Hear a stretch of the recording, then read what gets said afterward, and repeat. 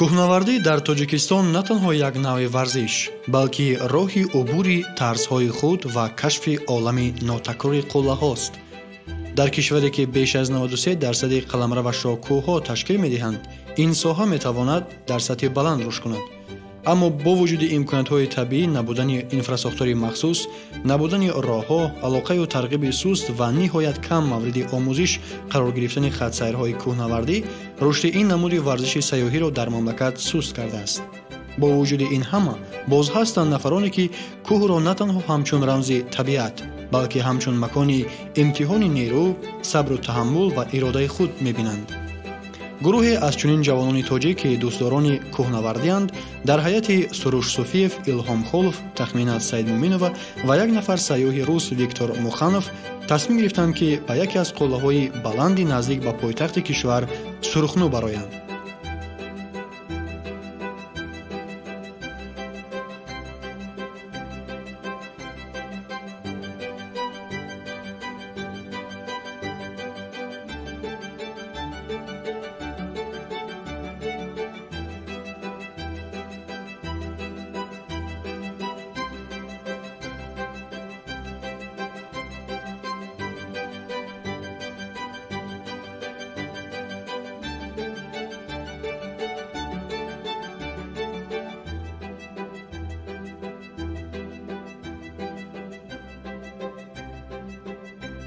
ин қулла ки дар баландии 2982 метр аз сатҳи баҳр ҷойгир аст, дар 40 километрии ҷанубу ғарбии шаҳри Душанбе дар ҳудуди деҳаи Саёди ҷамоати деҳоти Алмосии шаҳри Ҳисор қарор дорад.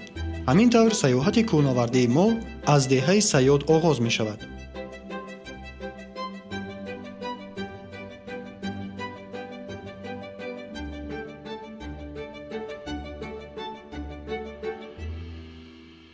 айни ҳол мо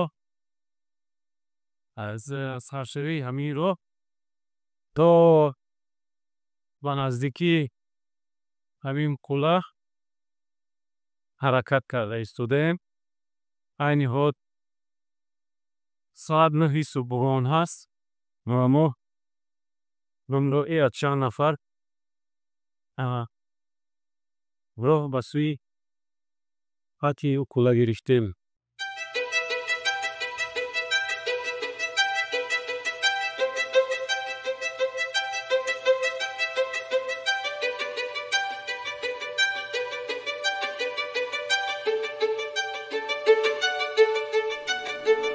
дар оғози сайёҳат пайроҳа хокӣ ва дар баъзе ҷойҳо сангӣ буд ва бо гардишҳои пайдарпай дар байни кӯталиҳою теппаҳо тоб мехӯрд. ҳар қадам дар назар як манзараи нав мекушод. дараҳои ҷои зарду сабз ва ҷои умуман холӣ, кӯталиҳои зиёду нишабиҳои тӯлонӣ ва водиҳои офтобхӯрда ки шояд барои ҳамин хоки сурух доштанаш кӯҳ Сурухнӯ ном гирифтааст.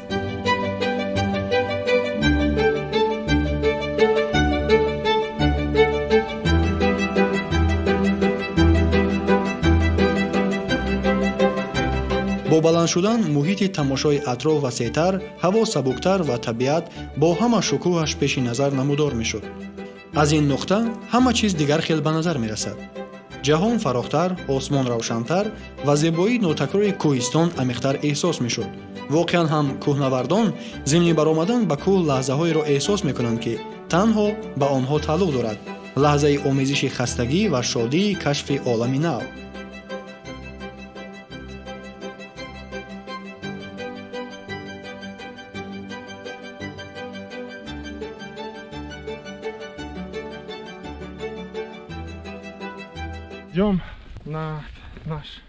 ба макони истгоҳи шабгузарониамон меравем.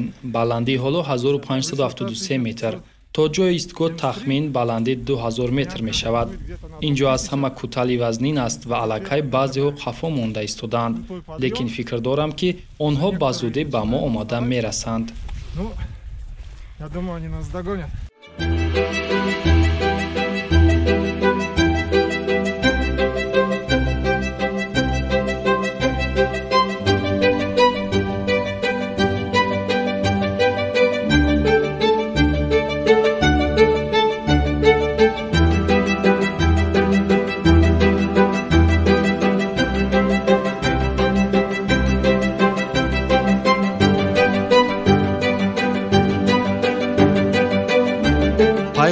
خاکی و سنگی، درختان، گردش‌های پای در پای و از دور شرشره‌ها. به این همه شاید سیاحت معنی دیگر می‌گرفت. هر قدم یک سنجش بود، هر گردش یک کشف نو. در طول راه سیاحان گاه ایستاده نفس راست می‌کردند، اطراف را تماشا می‌نمودند، سپس باز به پیش حرکت می‌کردند. همون یک لحظه کوتاه وقتی که شمال کوهی روی را سیله می‌کند و چشم‌ها زیبایی اطراف را گنجانده نمی‌توانند، همه خستگی را از دل بیرون می‌کند. و باز راه، باز یک قدم نو، باز یک گردش دیگر، باز یک منظره زیبای طبیعت و باز یک عکس نوبتی.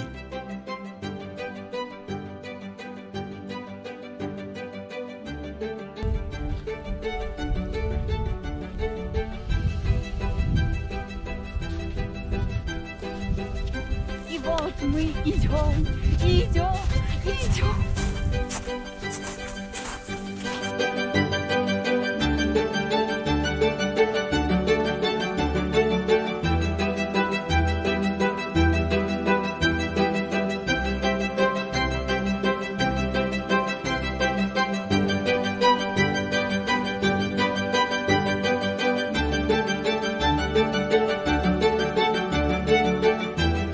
ниҳоят гурӯҳ роҳи 6 километраи кӯҳистониро дар тӯли 5 соат паси сар карда ба макони муайяншуда барои шабгузаронӣ расид.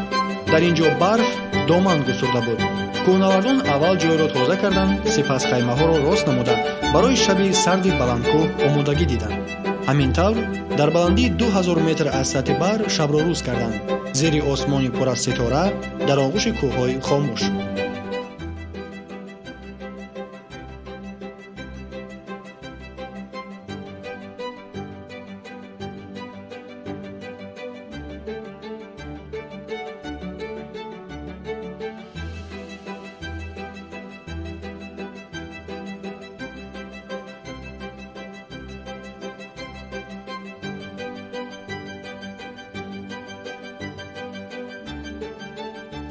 субҳи барвақт, замоне ки осмон ҳанӯз равшан нашуда буд, гурӯҳ барои расидан ба қуллаи сурухнӯ омода шуд ва танҳо пас аз хеле дар торикӣ роҳ рафтан, офтоби ҷаҳонтоб аз паси кӯҳҳо намудор гашт. манзараи аҷоиб. дар сарзамини кӯҳҳои баланд субҳ медамид. дар водиҳо ҳанӯз нурҳои офтоб нарасиданд. он ҷо ҳанӯз шаб аст ва инак офтоб бо шукӯҳаш замину замонро бедор месозад. акнун аз ҳама роҳи душвору вазнин дар пеш аст. нишебиҳои хатарнок ва баландиҳои пурбарф. барф то миён мерасид ва кӯҳнавардон маҷбур мешуданд ки бо эҳтиёт оҳиста оҳиста ва ҳатто гоҳе бозону нишаста боло раванд, то ба барф фурӯ нафтанд. ҳар як қадам ва ҳар як метри навбатӣ ин ҷо нерӯи бузурги ҷисмонӣ ва ҳам рӯҳонӣ талаб мекунад. инак пас аз 7 соати кӯшишу талошҳо ва тай кардани 4 километр роҳи пурбарф, ниҳоят қуллаи сурухнӯ зери пои фотеҳонаш қарор гирифт. дунё ин ҷо дигар менамуд, ором, беканор, бо шукӯҳи нотакрори сарзамини кӯҳсор. билохира мо ба фатҳи қулла расидем, ба қуллаи сурухнав.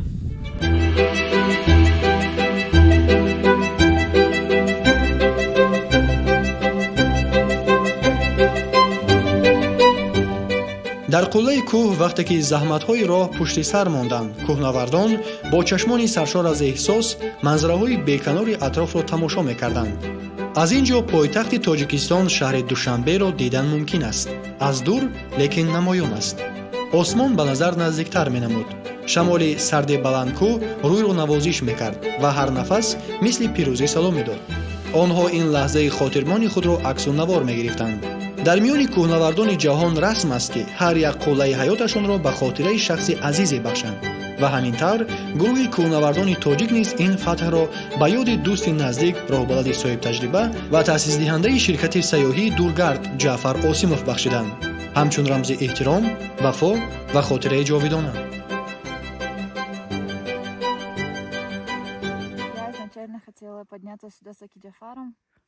аз аввал ман мехостам ҳамроҳи ҷаъфар ба ин кӯҳ бароям. вай ҳам бисёр мехост ки дар зимистони пурбарф сурухнӯро фатҳ кунад. ман ба хотири ӯ қарор додам ки ба ин кӯҳ мебароям, ба ифтихори вай, ки бароям ҳамчун устоду роҳнамо буданд, махсусан дар фатҳи чунин қуллаҳо.